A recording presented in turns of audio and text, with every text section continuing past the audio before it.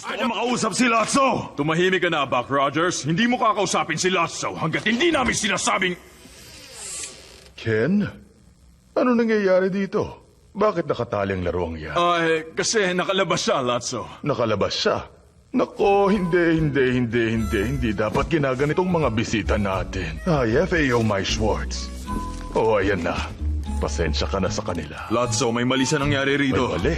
Ang mga bata sa Caterpillar Room ay hindi tama para sa amin ng mga kaibigan ko. Kung maaari sana, magpapalipat kaming lahat doon sa Butterfly Room. Ganon? E di sige, lipat na kayo. Pero Lotso... Tumahimik ka muna, Kenneth. Ipinakita ng laruang to ang pagkukusa at katangian na isang leader. Mukhang nakahanap tayo na magtatagal dito.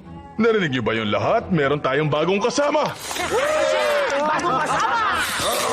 Kasama ka na ngayon sa mga bigating laruan, Iho. Mula ngayon, makukuha mo ng lahat ng gusto mo. Magaling! Tatawagin ko mga kaibigan ko. Wow! Sandali lang, bossing. Kailangan ng mga bata sa Caterpillar Room ng laruan. Pero hindi tama ang mga kaibigan ko doon. Lahat tayo hindi tama ron. Sang-ayon ako. Kaya naman, para sa ikabubuti ng lahat, inilalagay doon ang mga bagong laruan, yung malalakas pa, para tiisin ang mga bagay na hindi na namin kaya. Oo nga. May katwiran ka naman dyan. Pero hindi pwede. Pamilya kami, dapat lagi magkakasama. Pamilya pala, ha? Naiintindihan ko yun. Itali ulit siya sa timeout chair.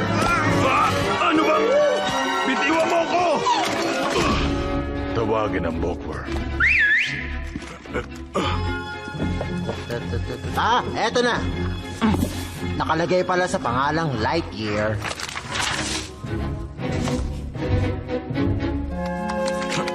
Tignan nga natin. Accessories, maintenance... eto na. Tanggalin ang mga tornilyo para mabuksan ang lalagyan ng baterya. Anong ginagawa nyo? Tumigil kayo! Bitiwan nyo ako! Aray! Ayon dito, para maibalik ang Buzz Lightyear sa orihinal na factory settings, Wag! ilipat lang ang switch mula sa play papuntang demo. Wag! Hindi! Wag! Anong ingay yun? Parang nanggaling dun sa labas. Tingnan ko kung ano yon.